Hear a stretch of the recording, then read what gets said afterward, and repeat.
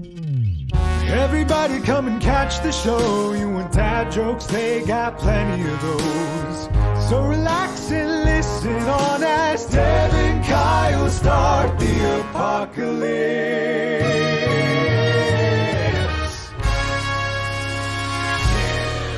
Yeah. Guess who's still got a job? Guess who's still got a job? You got a job. I got a job. Guess who doesn't have a job? Who doesn't have a job? Fucker Carlson. Fucker Carlson. He got fired. And Bob Strawberry. I mean, Don Lemon. So, first of all, hey, welcome to the show. Dev and Kyle start the apocalypse. Welcome to the show. We still got jobs. We still got jobs. We have said some heinous things, and we still got jobs. It's good because we took a couple of episodes off. It's been a very long time since we have sat down in these chairs. Yes. But we're our own bosses, and so we didn't get fired. No, we're never going to fire ourselves. You might fire us, but we will never, ever fire ourselves. We are going to keep making top quality content for your ears to enjoy. Whether you actually do or not is up to you. But we're going to be here. We're not going to cancel ourselves. We're going to make good shows. If you don't like the good shows, that's your character. That's not us. Like, that's not us making bad shows. Yeah, Disney, you can come at us. Ooh. And we're still going to be here. You can be our dominion. Oh my and God. we're still going to be here. We're not going to fire ourselves. No. I was with you until you continued your feud. Come at me, mouse. Your unknown feud with Disney. I'm gonna call somebody who knows Bob Iger. I'm just gonna look up Bob Iger in the phone book. I'm sure that'll still work. I did that one time when I was like 9 years old. You looked up Bob Iger in the phone book when you were 9? Not Bob Iger, the governor of Arizona, who at the time was a guy named Fife Symington. What a fucking name that is. What? Are you serious? Yeah, it was like 1989. Like, crank calling was a thing. And I went to the phone book and I just looked him up. And there was his name right there and a phone number. And I called it and a woman answered and I hung up because I was 9 years old and I didn't expect that to work. You're like, that's not Fife. So I don't know if it was actually his house. Could just be another dude whose name was Fife. Like, so first of all, for children on this show, phone books have gone extinct. But you used to just look up. I always think it's funny. I hear people complaining about like the privacy associations of two-factor authentication. And I don't want to give my phone number to such and such a company to protect my password. And I always think to myself, like, just 40 years ago, the phone company would put everybody's phone number in a big book and send it to every house in the city. And if I came up with the idea that I should take all of the phone numbers of everybody in the city, put it on a thumb drive, and put that thumb drive on everybody's doorstep in this city, people would lose their minds. And not only the phone number, but your first and last name and your address. Yeah. And in alphabetical order. So it was easy to find. Easy to find anybody. If I did that today, I would be arrested. And it was required by law for the phone company to do. Now you have to pay like $3 a month or something to do a lookup to find that. I mean, I think there's still white pages that you can look up. I don't know. I don't look those kind of things up anymore because usually you can find that kind of information just by typing somebody's name in. It's shared on Facebook or LinkedIn or somewhere, or they're going to give it to you openly. But then people are so worried about, I don't want to give out that information. It's like, oh, no. Oh, sweetie, if you only knew. Like, but what purpose, like, genuinely, what purpose did the phone book, the white pages? So the yellow pages, okay, you need to find businesses. Right. But what purpose did the white pages solve? Because when you meet somebody, they would just give you their phone number. True. Okay. So this was literally, there was a need for, you knew someone, you knew their name, and You needed to talk to them. They had not given you their phone number. And so you just went to this big book and you called them. What if, and I could see this being a reality, up until the 80s and 90s, the majority of people didn't memorize their own home phone number. They were just like, yeah, call me. Just look me up in the book. They still had paper. I mean, I guess you could say that, right? That was a convenience. Yeah. But everyone, prior to the invention of a cell phone, the idea that like, I don't know my phone number, that wasn't true. Like it was curriculum when I was in second grade to memorize my phone number. Now, I have ran into people that do not know their phone number off the top of their head. Yeah, today. Because they just don't. Yeah. Today, that's true. So if it's true today, you know. No, I think, but it's not required curriculum for my second grader to learn their home phone number. True. I mean, I remember mine. And I remember Mrs. Dawson, God rest her soul, best teacher I ever had. We had a test. Yeah. In school, put your name at the top of the paper. That's my name. Write down your phone number. And the teacher had the answer key. She had all 30 phone numbers. Yeah. And you either passed that test or you didn't. And if you didn't pass the test, you had to take the test again. They still have that. Like they drilled it into kids. They didn't do it for my second grader. Yeah, they still do that. And it was kindergarten or first grade, I believe. And had to know parents' first names, had to know address and phone number, a phone number. Yeah. Since most people don't have landlines anymore. Sure, it was know a parent's phone number and what parent it was. Mm. So that was still a requirement now, recently. That must be like a country school requirement that you had. No, it's a private school, Catholic school. They did that. I was still required. I mean, we were. That's because they still reinforce the idea of having a home. That's very important to them. Right. The nuclear family who lives in a house. So they got to teach them. Yeah. But all this stuff is still public information and is easily accessible. And people act like, oh, I don't want my information out there. If you've ever filled out a form fill once for anything online, your information is out there more than you want it to be. I guarantee it. And then people are like, well, I don't want the government to have my DNA. People are like all freaking out about these DNA tests, like 23andMe and all those. They don't want your DNA. Like they already have it. No one in the government is interested in human DNA. They just like their lizard DNA. If you were born, well, yeah, but if you were born in a hospital in the US, they have your fingerprints on file. And then they gave you this little card with numbers on it that you get to use when you turn 65 to collect money, if it's still there, called Social Security. And you pay taxes into it. I'm going to skip that as being the theme of things that are going extinct, because that's just depressing. But well, true. Those little cards you get in the hospital. I have, for my oldest child, I have 3 of those cards with his feet print on it. They didn't fingerprint him, by the way. I don't know. They didn't take his fingerprints. They never put ink on his fingers, but they footprinted him, which has never been a thing that I've been asked to do at the DMV, is to provide my footprint. So in that sense, the government doesn't have those records, but they had the little card and they footprinted him, and then they wrote his details on the card. We had 3 different nurses. They're all in his baby book. It's hilarious. 3 different nurses come in and disagree. So the first nurse just was like, this is a fresh baby. We haven't measured it. Measure the baby. We just picked him off the tree. Yeah. Fresh baby. Right off the bat. That's what they do. You pick him off the tree, you weigh this baby. And no one disagreed on his weight, but she measured him tip to toe and wrote down his length. Then the next day, his body length, his overall body length. Tip to toe. I said that. With our audience, we have to specify. When you say tip, you're leaving it up. Jesus Christ, Deb. I don't think it's our audience. It's our hosts.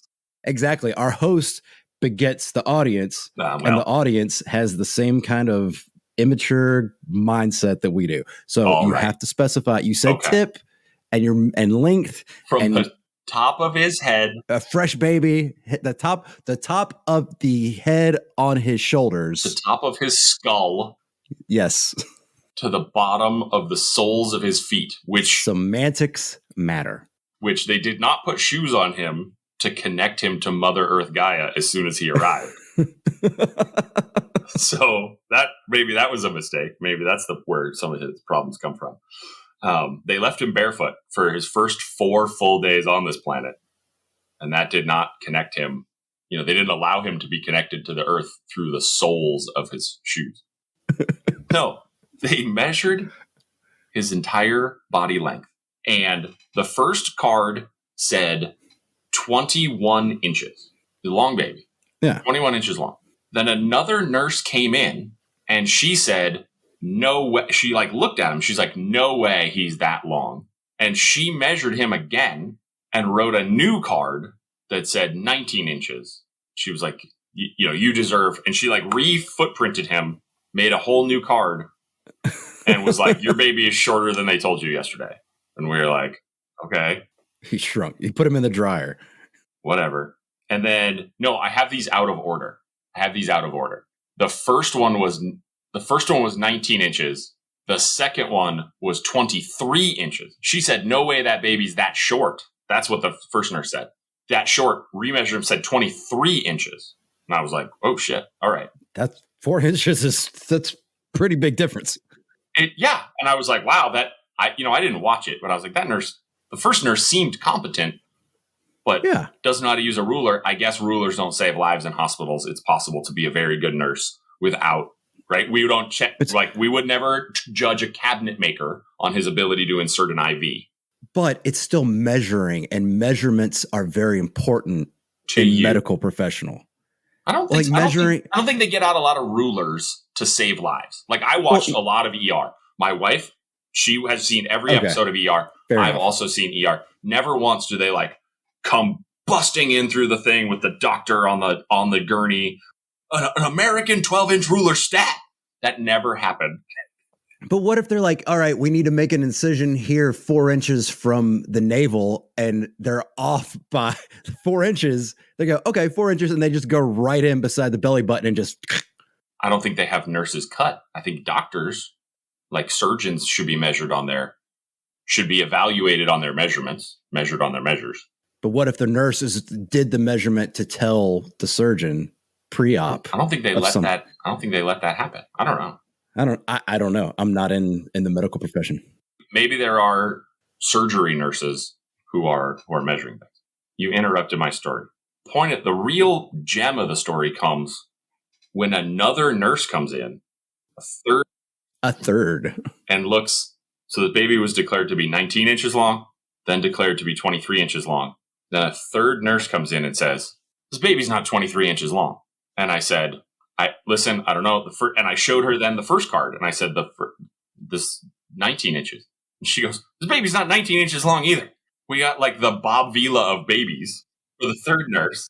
And she said, come here. She was like, did you watch? And I was like, no, I didn't think that was a quality control situation. I have to watch the measurement. Also didn't think it mattered. And so she brought me over, and she lays out the tape measure tip to tail. And his final and specific measurement was 21 and a half inches. And that's the one I watched. So that's the one that I declared to be true. Yeah.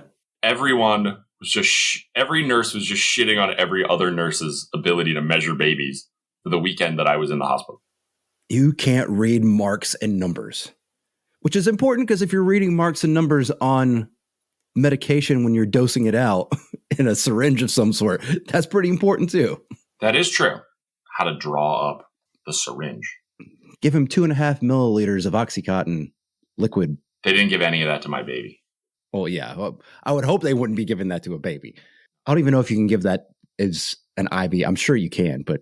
No, listen, if you don't want to hear the torture of babies, skip ahead 30 seconds. But they give babies sugar water, literally sugar water. That's it, to circumcise them. Wow.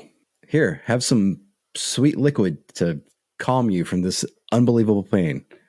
I don't know. I don't remember it. I wasn't there. You think that would disassociate Kool-Aid from children, and yet they still love it.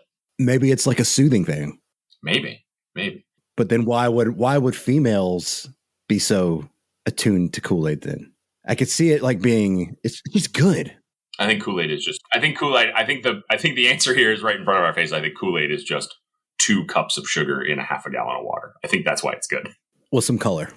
Yeah, basically. We got off topic a little bit, but I realized that. Wait, never, not us. Stop it! I realized that the thing my fascinating fact of the week is in relation to things going extinct, and so I see it in my notes here, and so I'll just bring this up. So, this show is turning into a food podcast, but that's because I eat every day. So do I. It's a weird coincidence. I am absolutely fascinated by foods that we don't have anymore, and how like the entire human experience used to be different in relation to foods. And the most recent one that like ignited this fascination for me is Brussels sprouts. So those are still around. They're still around, but hold on. We had a conversation at, in the Thanksgiving episode. I gave out the recipe for delicious Brussels sprouts. Right. We were talking about, in my not recorded life, talking about Brussels sprouts and how like they're like a new hip food and everybody likes them now. Because when I was a kid, Brussels sprouts were like the joke food. Oh, they're so gross. No one likes them. And then hipsters got a hold of them and started liking them. But it's not just that Brussels sprouts are a new hip food. The Brussels sprouts of 2015 taste different than the Brussels sprouts of 1985.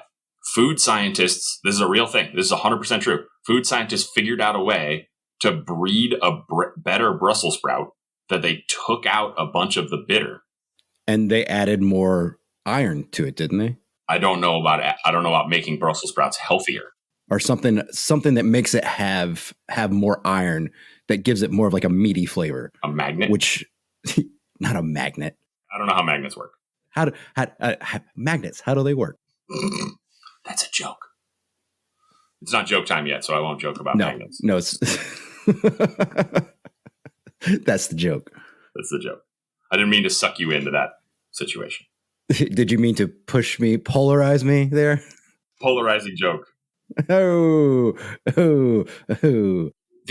So talking about bitter Brussels sprouts, then I fell down a Google rabbit hole. He admitted to using Google. It's on the record. I do. I use Google when I'm not on the show. I'm not Amish. I don't go through my entire life without Google. But I don't Google things on this show because this show is a bastion of me being right.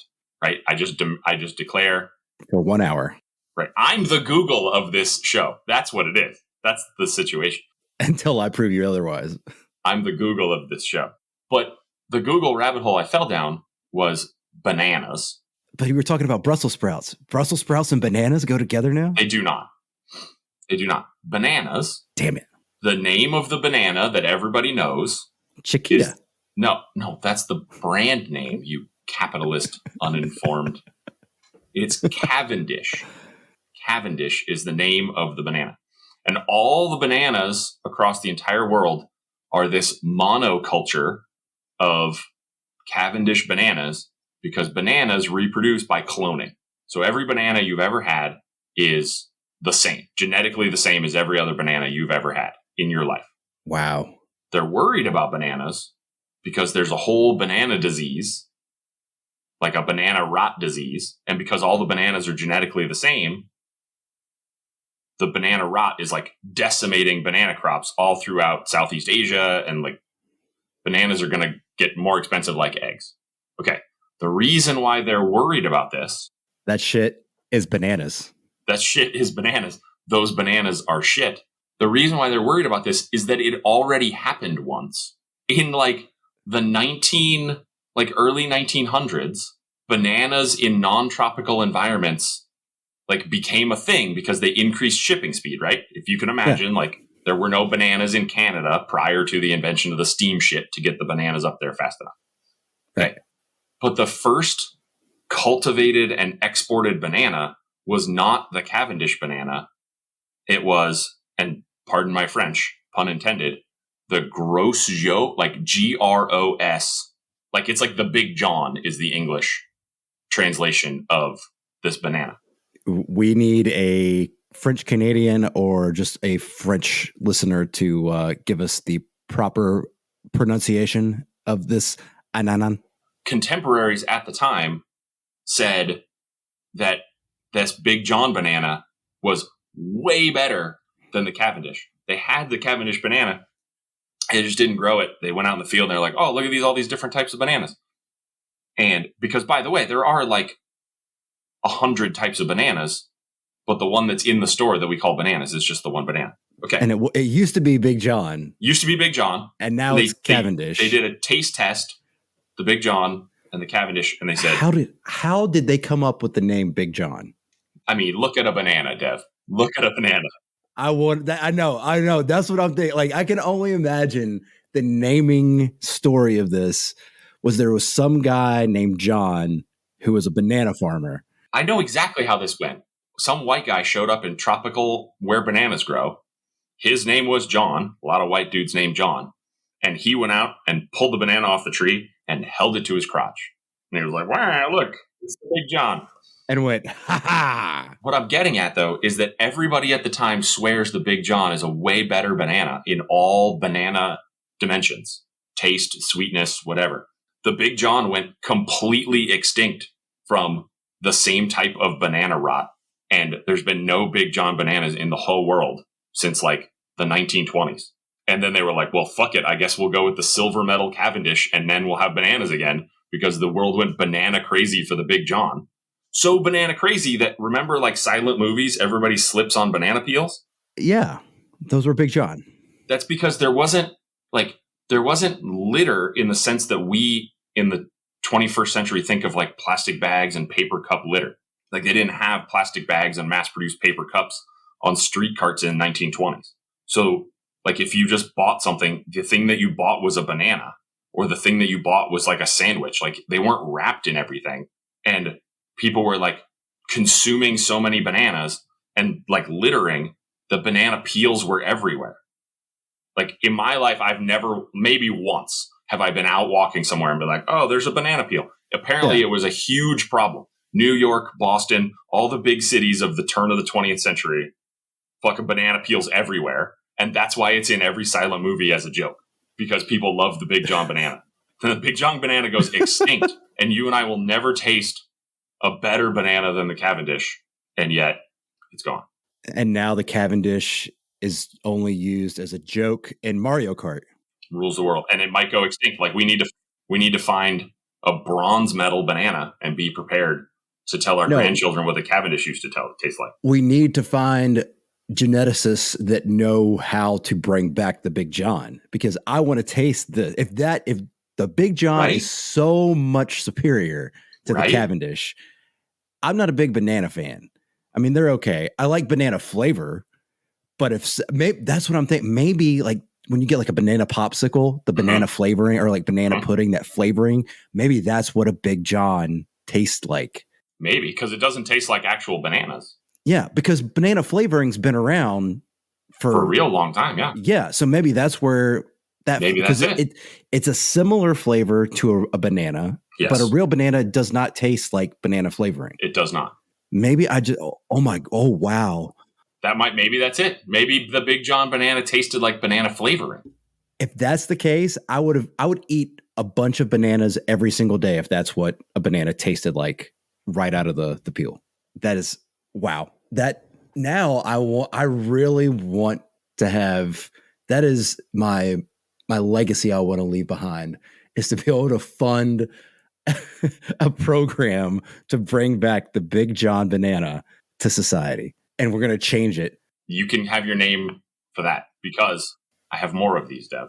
This might be the whole show today, is extinct food. Extinct food. We've done a regular food episode. Might be the extinct food. Because you said funding the program to bring back the Big John. I'm looking at an article right here where they've already funded the experiment to bring back the mammoth. Yeah, I saw that, which I'm totally cool for. I'd love to go see. Did you see the meatball? Yeah, the mammoth meatball. Yeah. Like the mammoth meatball, Like, that's not really that crazy, right? We're doing the lab grown meat. We're doing the, the Beyond Meat. Like, we've got a lot of meat technology. It doesn't surprise me that the technology to make a mammoth meatball exists. Right. Here's why I bring it up. It's still impressive, though. It's still very impressive and mind-boggling that we're even able to create lab-created meat. That's the same thing on a genetic level as actual birthed and grown organically meat. That blows my mind. But then you throw in on top of it the little icing on the cake.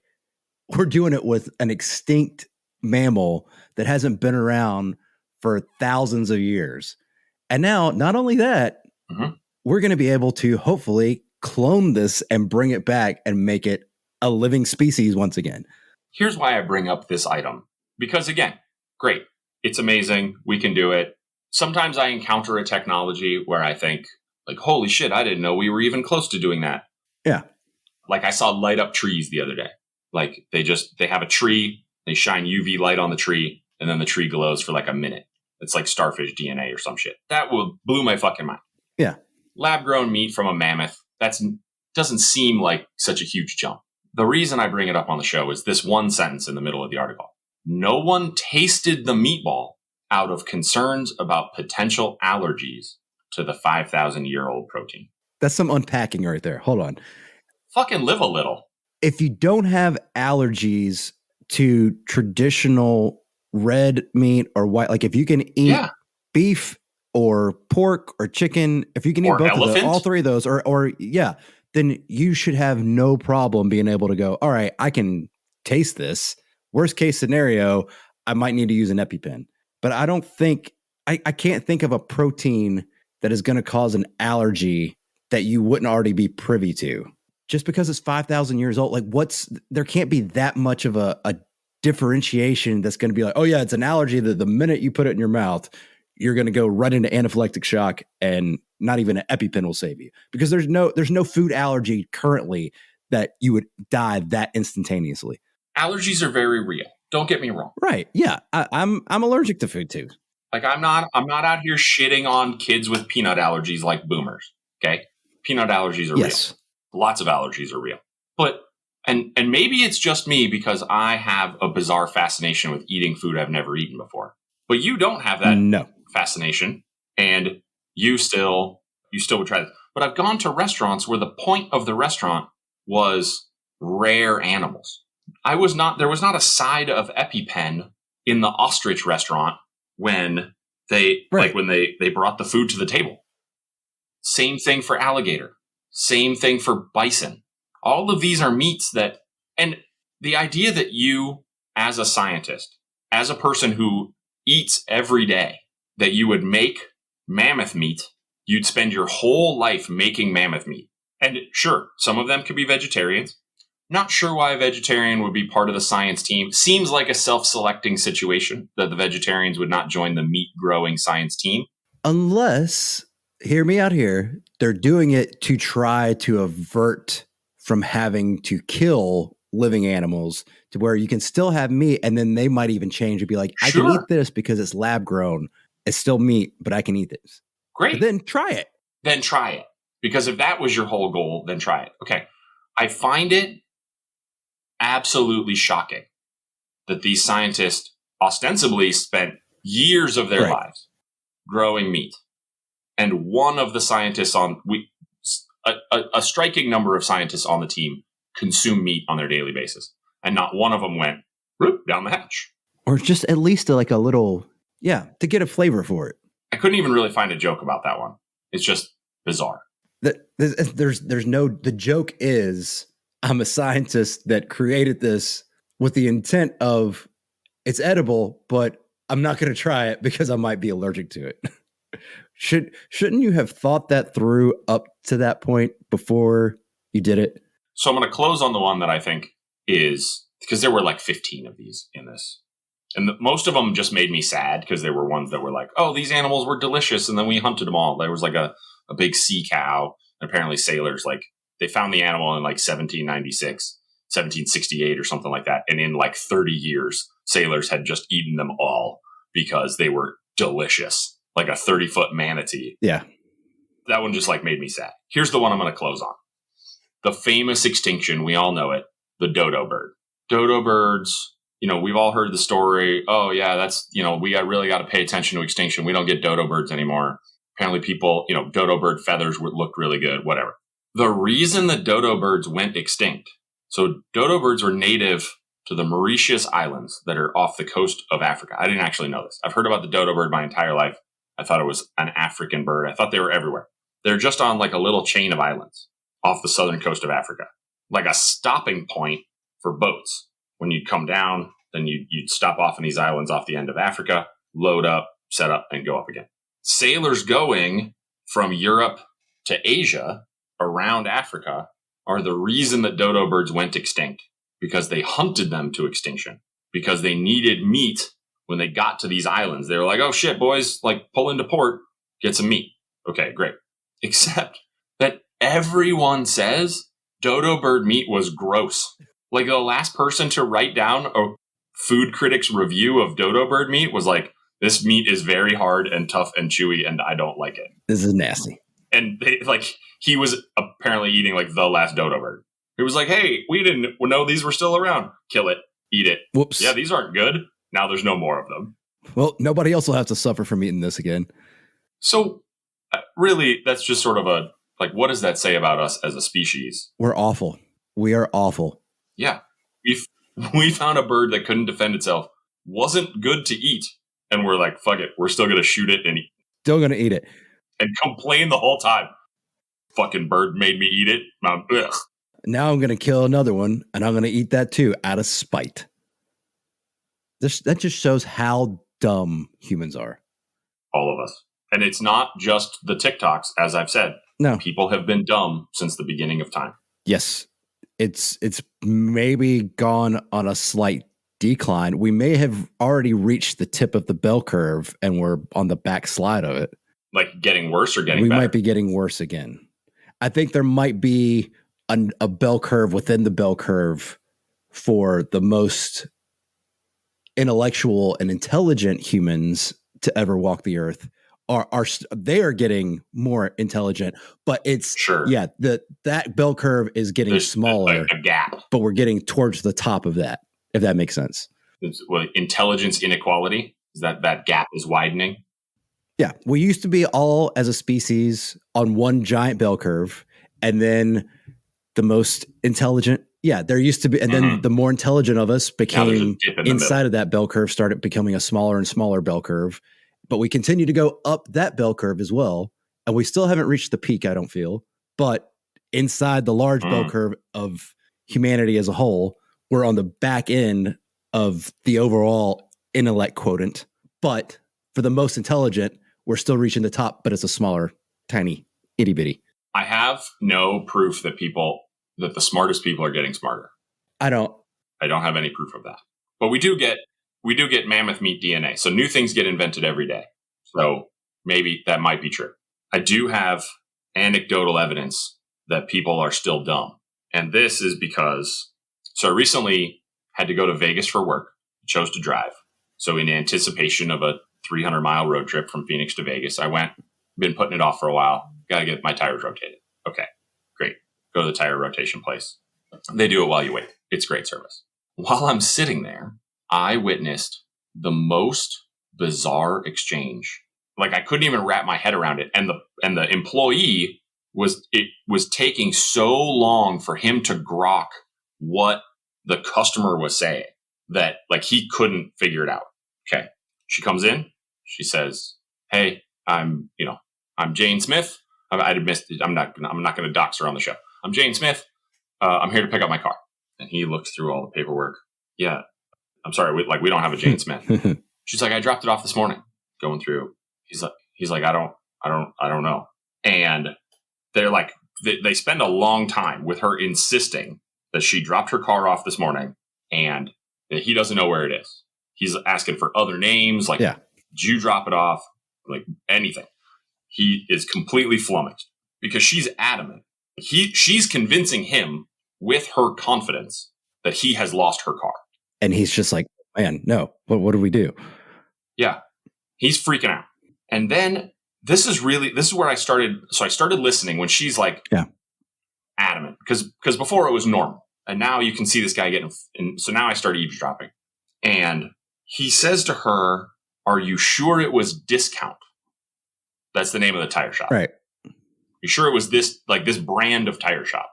And because he like points in the general direction, there's a competing tire shop not that far away from this establishment.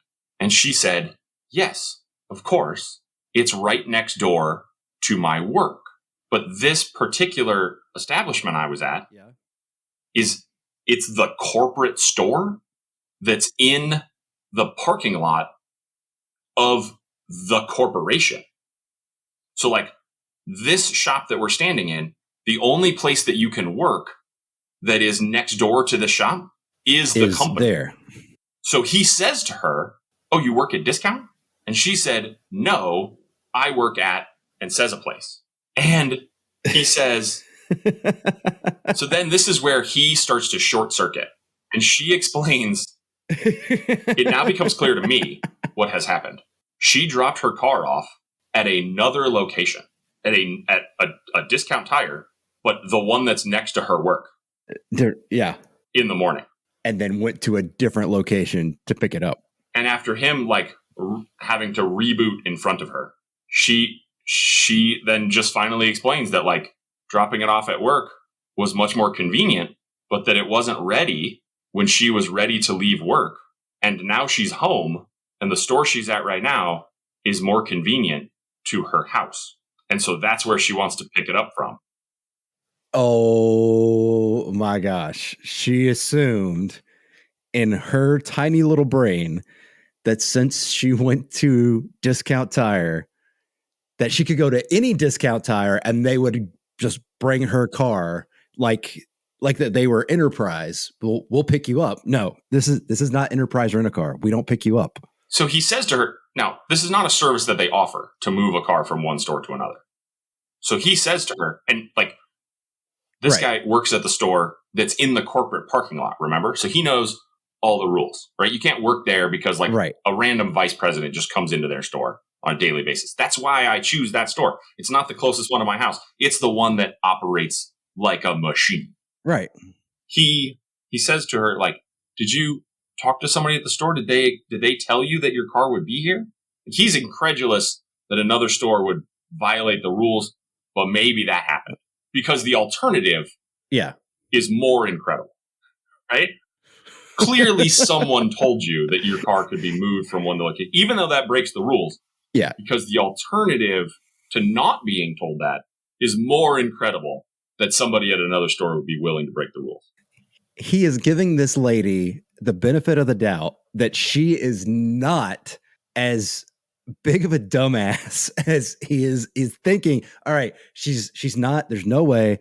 This is impossible. No one is that stupid and that entitled to think that they can do something like this unless someone told them that verbatim. Correct. They wouldn't just pull this out of their ass.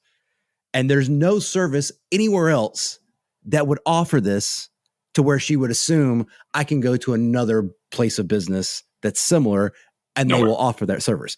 Nowhere. Enterprise Rent-A-Car is the only thing that I can think of that does something similar to that. And it makes sense to them only for the fact that they come and pick you up where you're at, but then they take you back to the rent-a-car place to fill out all the paperwork.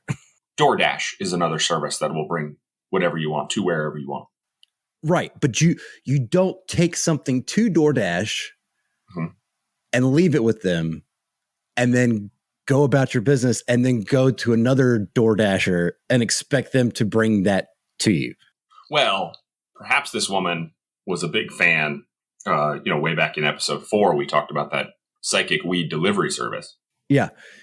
Maybe she was already on top of that. Expecting psychic tire delivery service because the punchline is she looks this guy in the face and says, "No, I didn't talk to anybody. I just got the text message that my car was ready. And so I came here." Not to where I left my car. Not to where she left her car. To where does this woman, I wonder if she goes to parking lots like at the mall, the grocery store, parks her car in one spot, goes in and does her shopping, comes out, and then goes to the closest spot to the exit and expects her car to be there, and then gets confused. Or just tries to take it, or tries to find the closest car that looks similar to her car and tries to get in it. And if that's a regular occurrence to her, it's got to be. It's got to be. I don't know. She appeared to be older than me. I don't know how she made it through life.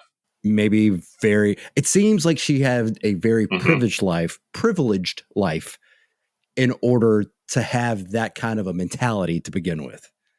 And I'm going to guess, I might be completely off here, and forgive me for my stereotyping and my biases, but I'm going to guess right here that the car that she was picking up was either one of three: a BMW 3 Series, a Lexus SUV, or a Mercedes. You'd think. I had the same thought. It was a brand new Honda Accord. Would not have guessed that. Yep. Because I was right there with you. I was like, I got to see what this lady drives. The car wasn't there. And so I had to ask the dude. Like, after she left, I walked up to the guy and I was like, yeah, sometimes something like that happens. And it's so incredible. You think, what if it's me? And yeah. So I walked up to him and I said, I saw that entire exchange. That wasn't you. I wanted to help him feel better about his mental state. And so we laughed. And I asked him that exact question. I was like, what was she picking up? Like, it has to be. And he's like, no.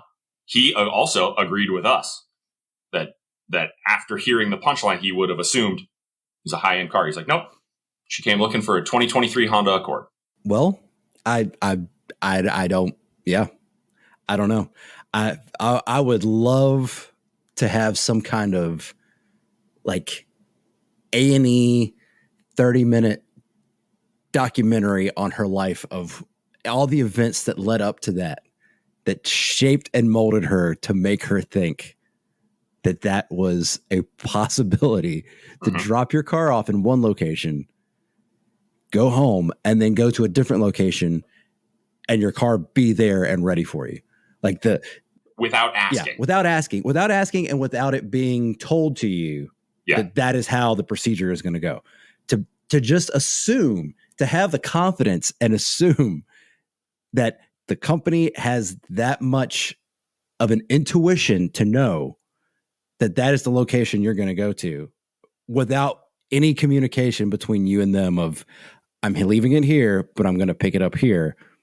And you're going to be able to make that happen. I don't have that. I don't have the ability to make that documentary for you, Dev. Nope. Here's what I do have. Yeah.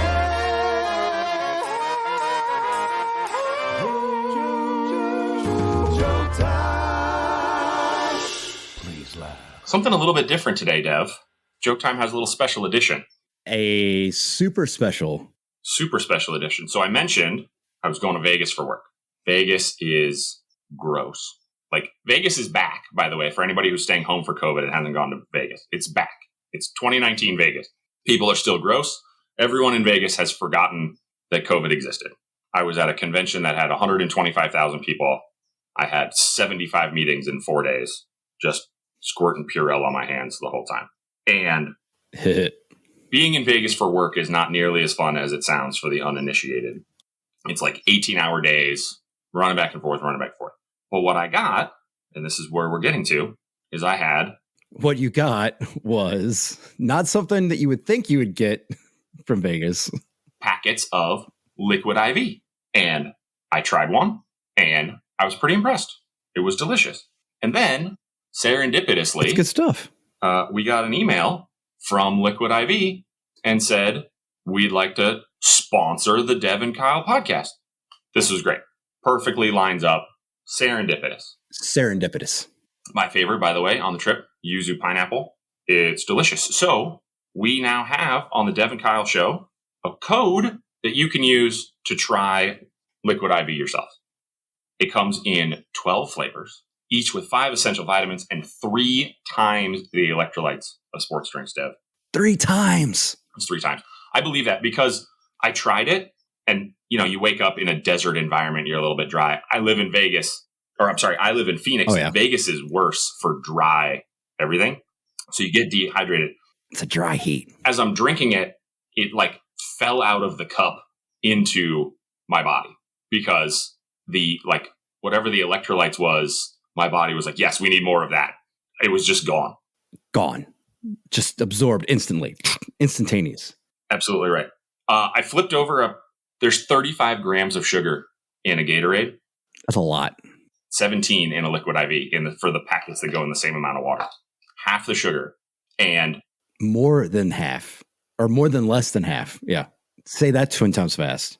But here's the reason why we decided, and you know this, we decided to accept them as our very first sponsor because of that hydration. If you go to liquidiv.com/pages/impact, Liquid IV partners with leading organizations to help communities protect their water and their future. Liquid IV has donated 39 million servings in 50 countries around the world. And we are super happy to partner with Liquid IV on a special offer for Apocalyptos to increase this impact. Right now, get 20% off when you go to liquidiv.com and use the code DEVANDKyle. That's AND Kyle, unlike the email address at checkout. That's 20% off anything you order when you shop Better Hydration today using promo code DEVANDKyle at liquidiv.com. The Liquid IV packets are certified by by scientists, right? Scientists. To be an actual rehydration fluid. They send this out to the world for every packet that gets ordered by people who have money and access to clean water. They send it to people who don't have money and access to clean water to make sure that, it's bringing you back from the brink of diarrhea. It's bringing you back from the brink of, things that are going wrong in the world. And so you need to get rehydrated anyway. Water you waiting for? Ha ha. That's a bonus joke sponsored by Liquid IV, Dev. But they are sponsoring Joke Time. And without further ado. Ado? Is that another water joke? Let us hydrate your funny bone. How do you tell the gender of an ant? How do you tell the gender of an ant? Mm-hmm. You ask it if it's an uncle? No. You throw it in water. If it sinks, it's a girl ant. If it floats, it's boy ant. Oh, that joke holds water. All right. You're pissing away the rest of the show, Dev. But-unch. Yeah. I am pissing so much, I need to rehydrate with some Liquid IV. What are you waiting for? That's our new tagline for as long as they choose to sponsor the show, which might just be this show. What are you waiting for? What are you waiting for? Yeah, this is, we got one-time sponsorship. You better go and use those 20% off coupon codes, Dev and Kyle, DEVANDKYLE at liquidiv.com. 20% off? What are you waiting for? 20% off. That's a lot. If you spend $100, that's $20 off. Go spend $100. It's only $80 now. That's quick math. I was hoping that you were going to get the math wrong. That's how this show works. You were in the middle of explaining how math works, and I was like, oh my God, it would be such great content if he gets this wrong. And then you got it right. That's okay. All right, let me redo that. Mm-hmm. Go spend $100. It's only $90 now. It's 20% off. No, that's not how math works, Dev. Picking up your car from the wrong location? I went to Discount Tire. They didn't have my car. I dropped it off across town, but then I went to the one down the street from my house, and they didn't have it. 1-star review. Cars don't teleport. I went to McDonald's to pick up my to-go order from Carrabba's, and they didn't have it. We spent a lot of time complaining about people today. Telling dumb stories. Yeah, we did. Telling about extinction. I just scrolled down to the bottom of my notes, and I realized I forgot that I had put in all of this information. This is a feel-good story, Dev. We need some feel-good stories. This one's feel-good. You ready for this one? I'm going to teach you about this one. Have you ever heard about the plane crash at Rikers Island? The jail. The prison, I guess.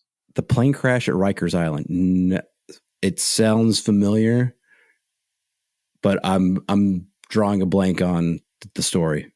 Enlighten me. 1957. Okay, I wasn't around then, so nope. I don't remember that. 95 people are on board Northeast Airlines. That's how old this story is. Northeast Airlines. I didn't even know they had an airline. Flight 823. Okay. It takes off from New York, less than a minute in the air. This is how it was described in the article. The wings rip off and it bursts into flames. I have no idea why this occurred. What? It's like we hit some really bad turbulence. Yeah. So Miracle on the Hudson, that was amazing. But to give that pilot, to set the stage here, Sully had the benefit of both wings. Yeah. Northeast Airlines pilot, whoever his name was, Flight 823, no longer had the benefit of wings. So he now has just a flaming tube. He gets that flaming tube to land on Rikers Island, which, for those of you who don't know, famous long-term prison on an island off the coast of New York. Supermax. But yeah. I don't know if it was Supermax at the time. They don't really say that. They had, it's like a whole mess. One of the passengers described the fact that he had like a 2-year-old child and a baby and his wife, and like the whole thing is on fire. He broke the window and threw his 6-week-old baby out into the snow just to get the baby away from the fire. Wow. Okay. That's what's going on inside this plane. People scream. Okay. Utter chaos. Absolute utter chaos. The warden sees the fire. There's only 28 guards in the whole complex, but they have 70 inmates who were cleared for snow removal. So they were allowed to go out onto the island. Yeah. They had a little bit of, so that's why I was saying, I don't know if it was Supermax or what, but they were cleared for snow removal. He says to his lieutenants or whatever, he's like, stop. We don't have time to watch anybody. Everybody go outside. Don't guard up anybody. Don't handcuff anybody. We got to save these people. And they go running out into the snow. He's like, I'll deal with it tomorrow. 28 guards, 69 inmates, and they just run out and start grabbing people. And because they have 70 inmates, they've got enough that there's only 95 passengers. The inmates just start pairing up with people one by one and just guiding these people in. By the end of the night, not one prisoner tried to escape. And all of the prisoners went back to their cells voluntarily when they were done. That's crazy. That baby that got chucked out into the snow, a prisoner tripped over the baby in the snow. Didn't know there was a baby there. Scoops up the baby and just goes back in the prison. He's like, just gets this baby. He's like, this baby needs to be inside. The family with the baby did not know where their baby was for 2 days. What? Because they were burned. They went to the hospital. They had their son, the whole thing. This prisoner just kept the baby. And the guards knew he had this baby, but they're like, you're in charge of the baby. They're like, when somebody comes asking for babies, we know everybody's on the same page here. You've got a baby. Whatever you need for the baby, you let us know, but you're in charge of the baby. The guy's like, I got it. I'm the prisoner in charge of the baby. And 2 days later, this family thinks their baby's dead. Yeah. And the cleanup crew, they're out there. They're like, yeah, we're looking for the body of this dead baby. Some guy threw it out into the snow. And the warden's like, no, we got an extra baby. we got a spare baby that we keep in the infirmary. We got a spare baby that we found in the snow. They brought this. They had another quote from another. So they're having reunions and things. Because, by the way, another set of good news. Out of those 69 inmates, 65 of them had their sentences commuted or ended because of their participation in this whole thing. So the government did the give back on these folks and was like, you did great. You didn't try to escape. We don't need you to be here anymore. Go home. The one passenger, he was hanging out with his, so they have reunions and stuff about how this happened. And the passenger, his prisoner, right, the guy who picked him was like, come inside, you're with me. And they buddied up. And the prisoner is like, hey, you want a cigarette? And the guy's like, no, I only smoke cigars. Apparently that prisoner was like, my cellmate's got some cigars. Takes off and goes and gets in his cellmate's, I'm assuming this is inside the mattress that they just don't have cigars. Now, maybe it was the 50s, so you could still smoke in prison because that was the thing. Because I'm sure that they have Facebook in prison now. Oh, yeah. And Facebook is the new smoking. So the guy comes back and he's like, here's my cellmate's cigar. So the passenger got a cigar. Thanks.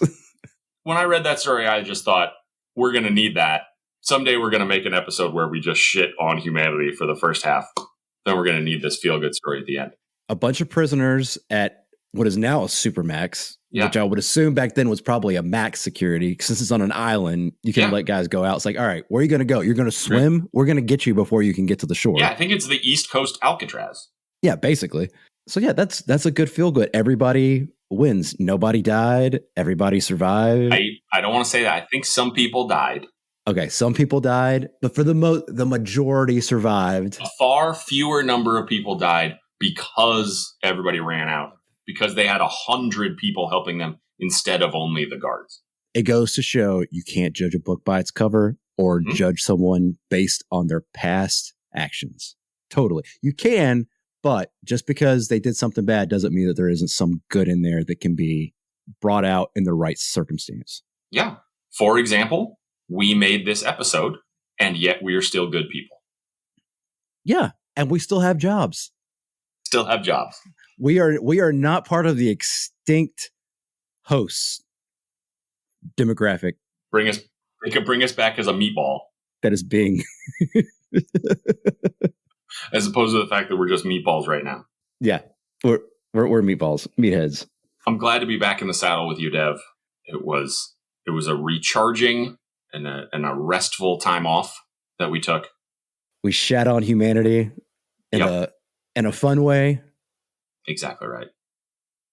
But we'll just leave everybody with, I have been Kyle. I've been Dev. And we have attempted to start the apocalypse. Dun dun dun. Good night, everybody. Good night, Cleveland.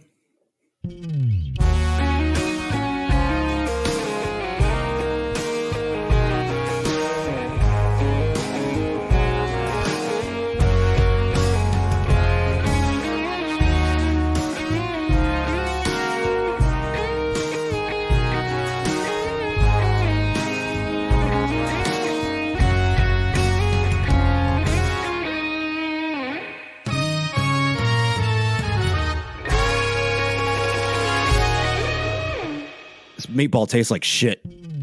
Dev and Kyle Start the Apocalypse is brought to you every other week with a full archive available at devandkyle.com. The Apocalypse theme and other music in the show is written and performed by Chase Noseworthy. He's Chase Noseworthy on YouTube or at NoseworthyChase on Twitter. All graphic design for Dev and Kyle Start the Apocalypse has been created by Dead Vision. Find her work on Twitter and Insta at XDADOTTER and book her immense talents at XDADOTTER.com. Audio engineering provided by Cassandra Umsong. She can make you sound even better than Dev and Kyle because you'll provide much better raw materials. Get in touch with her on Twitter at coffeewithcoom. That's coffee with COUM. Dev and Kyle support artists and creatives of all types. Exposure is for film. Artists need compensation.